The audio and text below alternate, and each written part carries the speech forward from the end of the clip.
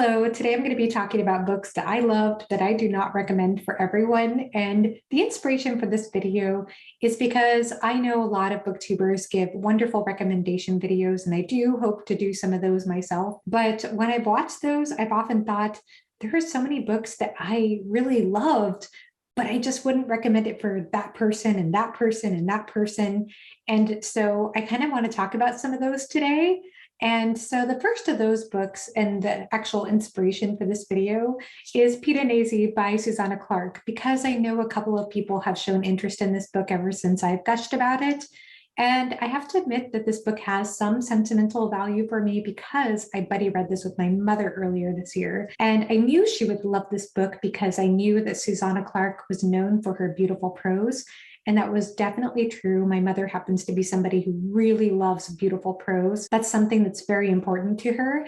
And I just had a wonderful time sharing thoughts about the book while I was reading it with my mother. But if you don't know about this book is about a character who is in this very amazing, vast house with an infinite number of hallways and stairways and statues and an ocean level floor. And he just seems to see symbolism everywhere and beauty everywhere. And you don't really understand what's going on. He seems alone, except there's one other person in the house called the Other.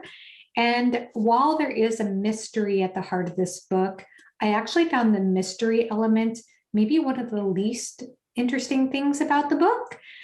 It was interesting, but there were so many other layers that I found fascinating. There were so many literary allusions and philosophical allusions, and so many different ways of looking at this book as allegorical or as symbolic in certain ways, or even spiritual. So all these different levels of looking at the book or different layers of looking at the book were what was fascinating for me, especially in such a short book.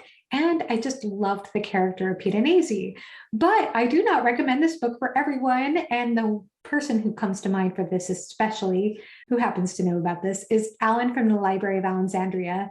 I've told Alan several times he would hate this book because of certain, well, I can't give it away, but there are certain things about this book that I know Alan would hate. I just know he would hate. And I think a lot of the book is what he would consider navel gazing. I don't think he would like the character of Piranesi. So if you're like Alan from the Library of Alexandria, I do not recommend this book for you. And actually, my friend Ola, the Wild Witch, she read this book recently and DNF'd it. And that surprised me. I thought she might like it because of some of the symbolic elements of it, but she didn't. She just didn't care for it at all. And she gave her own thoughts about it. I'll link her video down below. But again, this is a book I love, but I get a little nervous when people say they're going to pick it up. So just keep those things in mind. And I do have my video with my mother if you're interested in hearing our thoughts about it. The first part is spoiler free. The next book I have to mention here is one that I know Alan did not like, and that is The Rage of Dragons by Evan Winter. And that book I read last year. My reading taste has changed a bit since then, so I don't know if I'd feel the same way if I picked up the book now. But when I read it at the time, I loved it. I loved that book. I couldn't put it down. I flew through it. And there were even several times while reading the book when I thought, I shouldn't love this book as much as I do, but I just loved it. The character Tao is a very driven, angsty character. It is a revenge story. And the issue that many people have with this book is that they don't really buy the reasons that Tao has for his revenge. And so if you can't follow his motivation, then it's really hard to get into this book because he's very single-minded about it. But I loved it. I loved his energy. I loved his drive, his intensity. I loved the battle sequences, which is another complaint people have. Another thing people complain about is the female representation in this book not being that great. But overall, I really, really enjoyed it. I just couldn't help myself. Now, what's funny about this book is that I feel as though Evan Winter actually addressed a lot of those criticisms in the sequel, The Fires of Vengeance. And for me, that book fell flat. I actually didn't like it, even though I feel like he did listen to his critics and he did do all the things everybody wanted done in the first book. It just didn't work for me at all. So I know that's a very unpopular opinion, by the way. I think most people love The Fires of Vengeance. I know some fans consider that book even better than the first one. But yeah, as far as my enjoyment level, I loved The Rage of Dragons. I don't recommend it for everyone though. Next one to mention is the Poppy War Trilogy by R.F. Kuang. And this was a trilogy I actually read towards the end of last year, and I had such a good time for the most part. Now, I will admit that I have some mixed feelings about the third book. It fell short of my expectations. It was a bit of a disappointment for me personally. So maybe that trilogy as a whole shouldn't really be on this list, but I still enjoyed it. I'm still glad I read it. I still enjoyed my time overall. And the reason I enjoyed this trilogy was because I really enjoyed the complexity of the main protagonist, Rin. And the thing is, if you read the first book or even part of the first book and you don't like Rin, DNF this trilogy. Just don't do it. Because if you don't like Rin, you're not going to like the trilogy. She's at the heart of it. And the thing about Rin is she's a very traumatized, tortured character. She's someone who is very needy and will latch on to people. But then the second that people try to reach out to her or come close, she will lash out in paranoia and suspicion. And she sometimes acts a little like a mustache twirling villain. She's a little egomaniacal. And some of those parts seemed a little silly for me, but I still found her fascinating. So overall, I'm glad that I read the trilogy. One thing I will say about the trilogy, by the way, this is an Asian-inspired fantasy, and it's based on the Sino-Japanese War, as well as the raping of Nanking in the first book. But although this trilogy is sometimes considered grimdark, I know R.F. Kuang doesn't consider it grimdark. I would say what's interesting about it is it does have some very dark graphic material, specifically in the first book. I don't think that's as true as you go on in the trilogy. But at the same time, maybe because of the dialogue and some of the magic, I'm not sure what it is, or quirkiness of the characters, it felt a little cartoony for me at times. So it's really strange to have this very dark content and kind of cartoony tone or atmosphere. And that could just be me and my interpretation. But it does address some interesting aspects, including, of course, that time in history, as well as colorism and colonization. Overall, like I said, I enjoyed my time reading it, even though the third book fell a little flat for me. The next trilogy to mention here is the First Law Trilogy by Joe Abercrombie. And I know people will probably think I'm a little crazy for mentioning one of the most popular authors on BookTube and in fantasy today. I love Joe Abercrombie's writing style, but the thing is, I do know some friends who haven't been able to get into his books as much as me or as other people. And there are a few things I have to say about this. So when I started The Blade itself, my attention waned a bit. I wasn't sure I would continue, but that mostly had to do with some of the plot feeling a little repetitive for me at times. Overall, though, when I first started the book, I did love Abercrombie's humor. I loved his character work.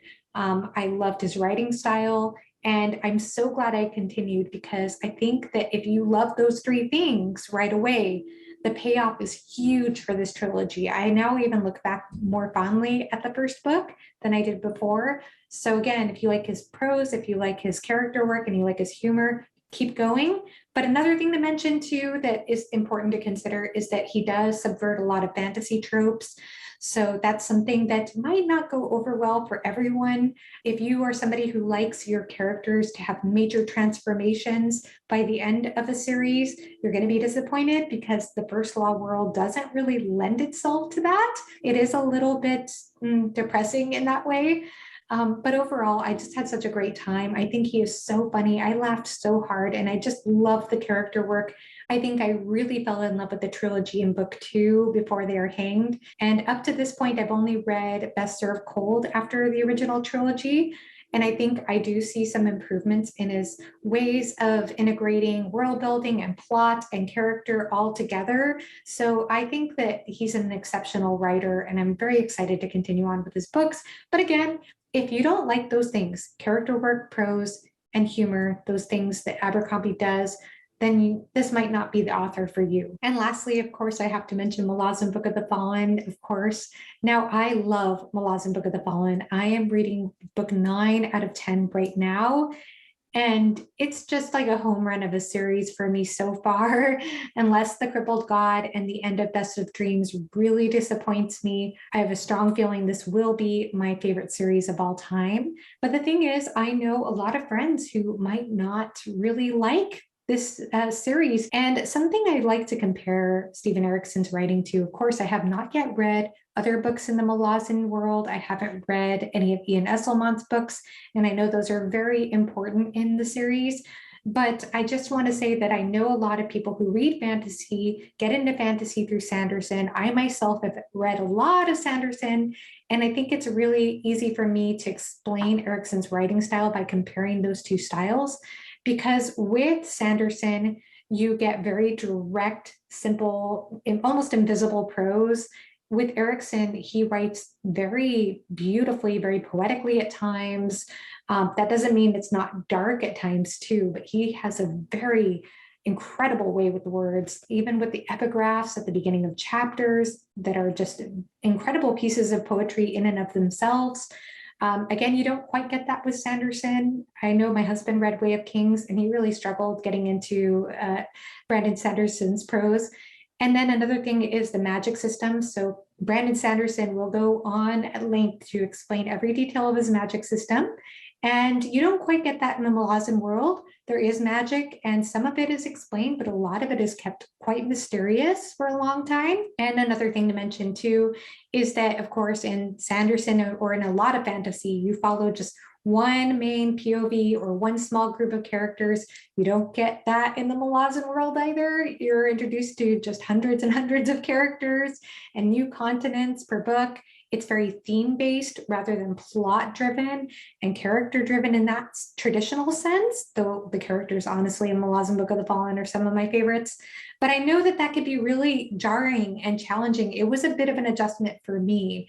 And I will have to go ahead and shout out Andy Smith's Malazan, a postmodern critique of the fantasy genre, in case you're interested in learning whether this is for you, because it really does take a very different approach to fantasy writing. And another thing worth mentioning too, of course, is that Sanderson likes to set things up and give you a lot of exposition, whereas everyone will say Erickson doesn't give a lot of hand-holding. He does drop you into the action at a lot of times, but I think that many people will be pleasantly surprised with what Malazan has to offer. I just don't think it'll be for everyone. And another thing worth mentioning is that there is a lot of sexual violence in Malazan Book of the Fallen.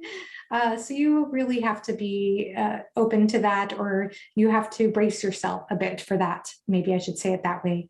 But overall, I mean, I've been finding the series incredibly rewarding, but it's not for everyone, and I'm hesitant to recommend it to everyone. And I guess that just about wraps it up. I mean, yes, no book is for everyone.